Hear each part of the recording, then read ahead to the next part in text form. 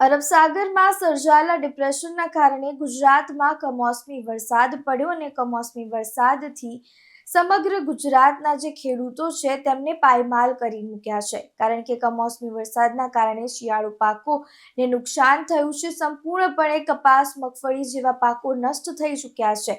હવે ખેડૂતોએ સરકાર સામે સહાય પેકેજની માંગ કરી છે। સરકાર દ્વારા સર્વે કરવામાં આવ્યો, તે સર્વે બાદ હવે સરકાર દ્વારા 10,000 કરોડનું સહાય પેકેજ જાહેર કરવામાં આવ્યું છે।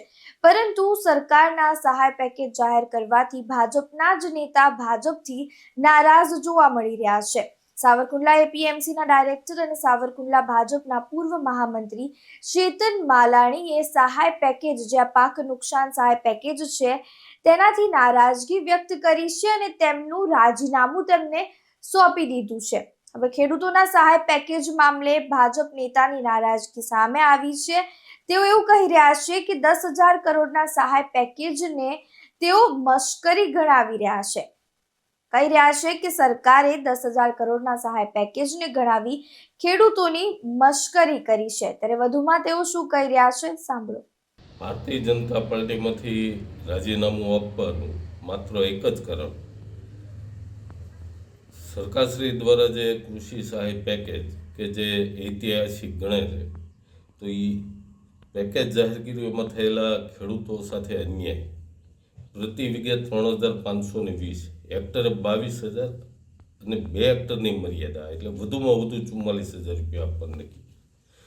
હવે મગફળીનું ઉત્પાદન જે ખેડૂતોને 20 મણની આસપાસ થવાનું હતું, સરકારે જે ટેકાના ભાવ જાહેર કર્યા છે 1,452 રૂપિયા, એટલે 30,000 રૂપિયા જેટલું ખેડૂતોને પ્રતિ વીઘે નુકસાન થયું છે।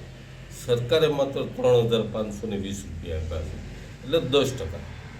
એક બાજુ સરકારે એમ કહે છે કે ખેડૂતોને 100%થી 80% સુધી નુકસાન થયું છે, તો આ વળતર કેમ?